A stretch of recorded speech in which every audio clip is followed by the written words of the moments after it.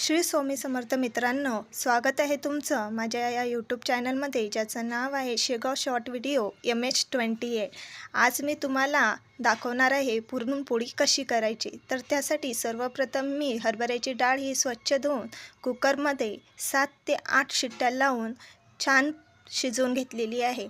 त्यानंतर ही पुरणाची डाळ मी पुरणयंत्रामध्ये व्यवस्थित बारीक करून घेतलेली आहे। बारीक केलेली ही पुरणाची डाळ तुम्ही बघू शकता। त्यानंतर विलायची, काजू आणि बदाम याची ही मी पूड करून घेतलेली आहे आणि ही साखर घेतलेली आहे। तर सर्वप्रथम मी आता गॅस जो आहे तो सुरू केलेला आहे, तुम्ही बघू शकता। आता यावर ही बारीक केलेली पुरणाची डाळ आपल्याला ठेवायची आहे। त्यानंतर त्यामध्ये विलायची, बेदाणे व काजूची जी पूड आपण केली होती ती टाकलेली आहे, साखर टाकलेली आहे व व्यवस्थितपणे हलवून घेतलेली आहे आणि हे छान आपल्याला शिजवून घ्यायची आहे। तुम्ही बघू शकता कशी शिजत आहे। ही छान घट्ट होईपर्यंत आपल्याला शिजवून घ्यायची आहे। जोपर्यंत घट्ट होत नाही तोपर्यंत घट्ट झालेली तुम्ही बघू शकता। ही अशी होईपर्यंत तुम्हाला शिजवून घ्यायची आहे। त्यानंतर 2 ते 3 तास आपल्याला ही थंड व्हायला ठेवायची आहे। त्यानंतर ही अशी दिसते। त्यानंतर मी कणकेचा गोळा जो आहे मळून घेतलेला आहे आणि जे पुरण आपलं घट्ट झालेलं होतं त्याचे छोटे छोटे गोळे करून घेतलेले आहे। त्यानंतर मी इकडे कणकेची एक बारीक जी आहे चपाती लाटून घेतलेली आहे, पुरी जी लाटतो त्या पद्धतीने।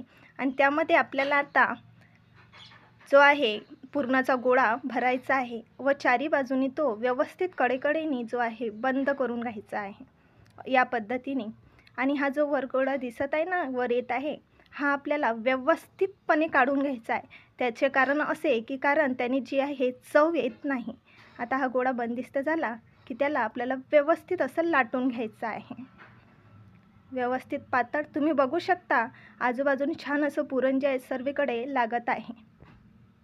आता आपल्याला ही पुरणाची पोळी जी आहे आपल्याला जे तवा आपण ठेवलेला होता गॅसवरती त्यावरती आपल्याला डाळला किंवा तूप तुम्हाला जे वाटेल ते टाकून आपल्याला काय करायची आहे, छान पद्धतीने शेकून घ्यायची आहे दोन्ही साईडने।